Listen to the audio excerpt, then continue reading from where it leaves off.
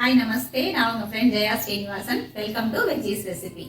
இன்னைக்கு வந்து திரும்பியும் கோகுலாஷ்டமி ஸ்பெஷல்ல பிகினர்ஸ்க்காக ஒரு ரெசிபி. வீட்டில் இருக்கிற பொருட்களை வச்சு டக்குன்னு ஈஸியா ஒரு ½ hourல செய்யக்கூடிய ஃபெயிலே ஆகாத ரிப்பன் பக்கோடா. கண்டிப்பா அது கரெக்டா பர்ஃபெக்டா வந்துடும். ஸோ பிகினர்ஸ் என்னன்னா எண்ணெய் முன்னாடி நின்று இந்த வேலை செய்யறது புது விஷயம் இல்லையா, அது எப்படி ஹேண்டில் பண்றதுன்னு சொல்லி இப்பதான் கத்துட்டு இருப்பீங்க.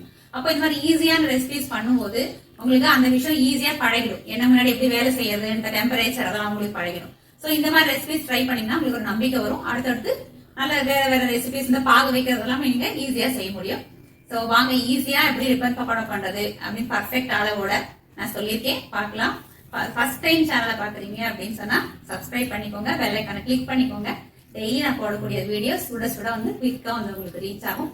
வாங்க எப்படி பண்றதுன்னு பார்க்கலாம். எவ்வளவு மொறு இருக்குன்னு செக் பண்ணிடலாம். பாருங்க,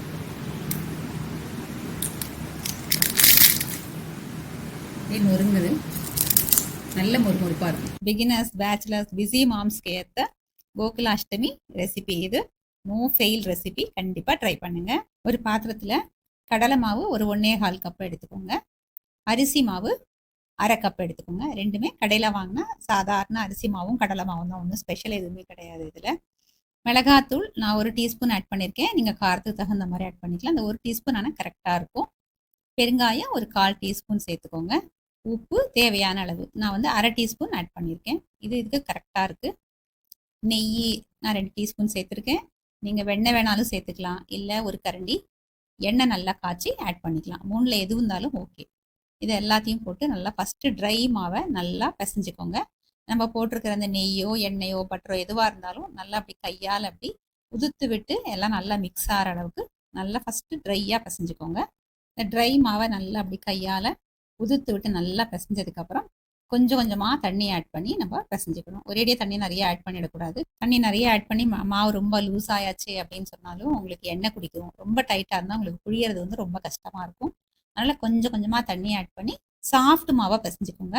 அப்போ உங்களுக்கு புழியறதும் ஈஸியாக இருக்கும், கரெக்டாகவும் உங்களுக்கு முறுக்கு வரும். பாருங்கள், இந்த மாதிரி நல்லா ஒரு சாஃப்ட் மாவாக தெரியுதுங்களா? இதே மாதிரி பிசைஞ்சு எடுத்துக்கோங்க. எண்ணெய் சூடாகிறதுக்கு நான் வச்சுருக்கேன் ஸ்டவ்வில். அதுக்குள்ளே நம்ம இந்த முறுக்கு அச்சு இருக்கு இல்லையா, அதில் வந்து லேசாக எண்ணெய் அப்ளை பண்ணிக்கலாம். எண்ணெய் அப்படி பாருங்கள், இதுதான் ரிப்பன் அச்சு. எண்ணெயை கோட் பண்ணிட்டோம் அப்படின்னு சொன்னால் நமக்கு மாவு ஒட்டாமல் இருக்கும். இப்போ நம்ம பிசைஞ்சு வச்சிருக்கிற மாவை நல்லா அப்படி சிலிண்டர் மாதிரி உருட்டி அந்த இதில் குழல்ல போட்டுற வேண்டியது தான். பாருங்கள், இந்த மாதிரி 3/4 அளவுக்கு மாவு போட்டுக்கோங்க. மிச்ச மாவு இருந்தது அப்படின்னா அடுத்தடுத்த செட்டில் நம்ம புழிஞ்சிக்கலாம். நான் வச்சிருக்கிற அந்த முழுக்கு புழியறது இந்த மாதிரி ஷேப்பில் எப்படி இருக்குது, உங்ககிட்ட நீங்கள் என்ன இருக்கோ அதை யூஸ் பண்ணிக்கலாம், ஒன்றும் பிரச்சனை இல்லை. எல்லாத்துலேயும் இதே மாதிரி தான் நல்லா வரும். எண்ணெய் வந்து சூடாகிடுச்சு பாருங்கள், செக் பண்ணி பார்த்துருவேன். சின்ன பீஸ் போட்டு நான் வந்து இந்த ரிப்பன் இது எப்படி பண்ணுவேன் அப்படின்னா, சிலர் வந்து முறுக்கு மாதிரி பெருசாக பண்ணுவாங்க இல்லையா, நான் அந்த மாதிரி பண்ணாமல் கொஞ்சம் அப்படி புழிஞ்சிட்டு சின்ன சின்ன பீசஸ் அப்படி ஒரு விரல் நீளத்துக்கு வந்ததுக்கப்புறம் அதை வந்து எடுத்து விட்டுருவேன் நான். இதனால என்ன யூஸ் அப்படின்னா, நல்லா வந்து ஈவனாக நல்லா ஃப்ரை ஆகும். அதில் வந்து நம்ம கொஞ்சம் மொத்தமாக ஒன்றுக்கு மேலே ஒன்று விழுந்துச்சுன்னா நடுவில் சில சமயம் ஃப்ரை ஆகாமல் மொறுமொறுப்பு இல்லாமல் சாஃப்டாக இருக்கிறதுக்கு வாய்ப்பு இருக்குது. இது வந்து நல்லா ஃப்ரை ஆகிடும். அதே நேரம் நம்ம டப்பாவில் எடுத்து ஸ்டோர் பண்ணி வச்சுக்கிறதுக்கும் நமக்கு ரொம்ப ஈஸியாக இருக்கும். சின்ன டப்பாலேயே நிறைய முறுக்கு நமக்கு வந்துடும்.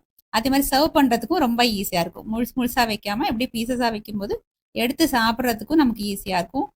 லஞ்ச் பாக்ஸில் எதுக்கும் எடுத்துகிட்டு போனாலும் ஈஸியாக இருக்கும். புழிஞ்சதுக்கப்புறம் இந்த மாதிரி நல்லா நுரையெல்லாம் அடங்கினதுக்கப்புறம் நல்லா மிக்ஸ் பண்ணி விட்டுட்டு நம்ம எடுத்துட வேண்டியது. இந்த முறுக்கு வந்து சீக்கிரம் வெந்துடும், டைமே எடுக்காது, ரொம்ப ஃபாஸ்ட்டாக ஆகிடும். பாருங்கள், அவ்வளோதான். எண்ணெய் எல்லாத்தையும் வடிச்சிட்டு இந்த மாதிரி வடிகரண்டியில் எடுத்துட்டிங்கன்னா எண்ணெய் ஃபுல்லாக நல்லாவே வடிஞ்சிரும். அதுக்கப்புறம் கொஞ்ச நேரம் ஒரு பிளேட்டில் போட்டு வச்சிட்டோம் அப்படின்னா சூடெல்லாம் நல்லா ஆறுனதுக்கப்புறம் நம்ம ஒரு டப்பாவில் போட்டு நல்லா ஏர் டைட் கண்டெய்னரில் மூடி போட்டு மூடி வச்சிட்டோம் அப்படின்னு சொன்னால் 1 மாதத்துக்கு இந்த முறுக்கு சூப்பராக இருக்கும். சாப்பிட்றதுக்கு டீ டைம் ஸ்நாக்காகவும் யூஸ் பண்ணிக்கலாம், சாப்பாட்டுக்கு தொட்டுக்கிறதுக்கும் நல்லாயிருக்கும்.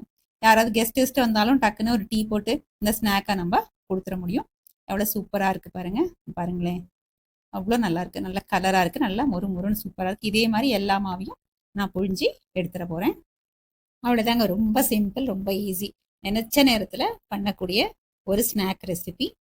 கோகுலாஷ்டமி கண்டிப்பா இந்த முறுக்கு நீங்க ட்ரை பண்ணுங்க. ஈஸியா இருந்ததா, உடனே பண்ணி முடிச்சிடலாம் அப்படின்னு முடிவு பண்ணிட்டீங்களா? உடனே ட்ரை பண்ணுங்க, 100% பர்ஃபெக்டா வரும். ட்ரை பண்ணிட்டு எப்படி வந்ததுன்னு எனக்கு கமெண்ட்ல சொல்லுங்க. சேனலை சப்ஸ்கிரைப் பண்ணிக்கோங்க, எனக்கு மோட்டிவேஷனா இருக்கும். லைக் பண்ணுங்க, ஃப்ரெண்ட்ஸ் அண்ட் ஃபேமிலியோட ஷேர் பண்ணுங்க, பெல் ஐகானை கிளிக் பண்ணுங்க. டெய்லி இப்படி நம்ம மீட் பண்ணி பேசிக்கிட்டே இருக்கலாம். தேங்க்ஸ் ஃபார் வாட்சிங்.